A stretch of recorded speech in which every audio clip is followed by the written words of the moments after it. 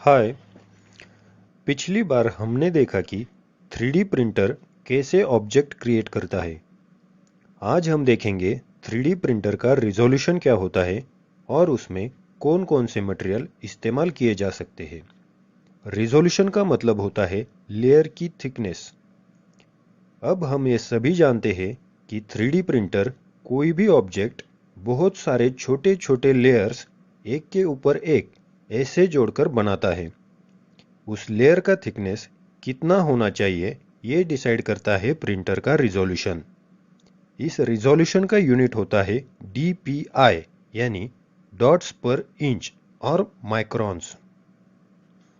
Generally layers का thickness 250 DPI या फिर माइक्रोन्स में 100 माइक्रोन्स होता है। लेकिन कुछ मशीन्स ऐसी भी है जो 1600 DPI या फिर 16 माइक्रोन थिकनेस का भी लेयर बना सकती है। 250 DPI मतलब 1 इंच में 250 3D डॉट्स रहेंगे। स्टैंडर्ड रिजोल्यूशन से बने हुए ऑब्जेक्ट की सरफेस फिनिशिंग अच्छी होती है, लेकिन हम उसे और बेहतर बना सकते हैं। ऑब्जेक्ट बनाते टाइम ही थोड़ा सा ओवरसाइज शेप में बनाया जाता है। उसके बाद जितना ओवरसाइज मटेरियल है उतना हाई रिजोल्यूशन में सब्ट्रैक्ट किया जाता है। इससे हमें बेहतरीन सरफेस फिनिशिंग मिलती है। अब सवाल ये आता है कि 3D प्रिंटर से बना हुआ ऑब्जेक्ट किस मटेरियल का होता है। 3D प्रिंटिंग के लिए हम कई प्रकार के मटेरियल्स का इस्तेमाल कर सकते हैं। हर एक मटेरियल की अपनी अपनी एक प्रॉपर्टी होती है। मटेरियल कौन सा इस्तेमाल करना है ये निर्भर करता है कि हम किस प्रकार का ऑब्जेक्ट क्रिएट करना चाहते हैं। जनरली पॉलीमर्स, मेटल्स और सिरेमिक्स का यूज 3D प्रिंटिंग में होता है। ये मटेरियल्स वायर फॉर्म में एक स्पूल के ऊपर रील करके रखे जाते हैं। उसको फिलामेंट्स कहा जाता है। पॉलीमर्स में पहला मटेरियल आता है नायलॉन। नायलॉन को केमिकल लैंग्वेज में पॉलीअमाइड कहा जाता है। ये एक सबसे टफ मटेरियलों में से एक है। कम कॉस्ट, हाईली ड्यूरेबल और टफ, कोरोजन रेजिस्टेंट, इन प्रॉपर्टीज की वजह से नायलॉन एक पॉपुलर 3D प्रिंटिंग मटेरियल है। दूसरा मटेरियल है ABS।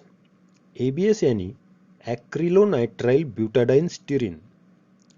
ABS भी एक कॉमनली यूज होने वाला 3D प्रिंटिंग मटेरियल है। इसका लाइफ स्पैन नायलॉन से ज़्यादा होता है। ABS एक स्ट्रॉन्ग और लाइट वेट मटेरियल है, लेकिन इसका मेल्टिंग पॉइंट थोड़ा सा हाई है। इसके लिए हीटेड प्रिंटिंग बेड की ज़रूरत पड़ती है। गर्म होने पर इसमें से टॉक्सिक फ्यूम्स निकलती है और एक अजीब सी स्मेल भी आती है। तीसरा मटेरियल है TPE और TPU। TPE यानी थर्मोप्लास्टिक इलास्टोमर्स और TPU यानी थर्मोप्लास्टिक पॉलीयूरेथेन। ये मटेरियल बहुत ही फ्लेक्सिबल होता है। इलास्टिक, सॉफ्ट, फ्लेक्सिबल, फटिक रेजिस्टेंट, ये इसकी प्रॉपर्टीज है। Mobile case, bike handles, RC car के टायर्स बनाने के लिए इसका इस्तेमाल किया जा सकता है। चौथा मटेरियल है PLA। PLA यानी पॉलीलैक्टिक एसिड। PLA मटेरियल गन्ना या मक्का से बनाया जाता है। ये बायोडिग्रेडेबल है, इसलिए इसे ग्रीन प्लास्टिक भी कहा जाता है। कम कॉस्ट, इजी प्रिंटिंग और बच्चों को यूज करने में सेफ, ये इसकी विशेषताएं हैं।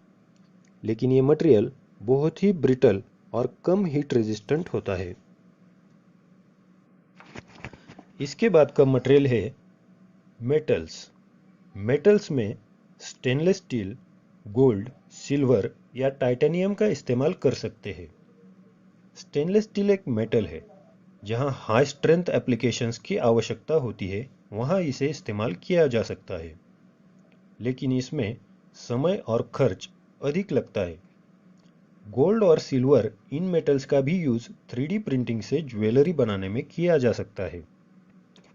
टाइटेनियम मेटल बहुत ही स्ट्रांग और लाइट वेट होता है, इसलिए इसका इस्तेमाल स्पेसक्राफ्ट, एरोप्लेन्स और मेडिकल सेक्टर में किया जा सकता है। उसके बाद का मटेरियल है सिरेमिक्स। सिरेमिक्स मटेरियल पॉलीमर्स और मेटल से अधिक ड्यूरेबल होता है क्योंकि ये एक्सट्रीम हीट और प्रेशर सह सकते हैं, लेकिन इसका मेल्टिंग टेम्परेचर बहुत ही हाई होता है। उसके बाद का मटेरियल है हिप्स यानी हाई इम्पैक्ट पॉलीस्टीरीन। इसका इस्तेमाल ऑब्जेक्ट बनाते समय सपोर्ट देने के लिए किया जाता है। ऑब्जेक्ट बनने के बाद ये मटेरियल लेमोनिन नाम के एक लिक्विड में डिसॉल्व हो जाता है। तो ये थी 3D प्रिंटर्स के बारे में जानकारी। अगर पसंद आए तो लाइक, शेयर और सब्सक्राइब ज़रूर करें। Thank you.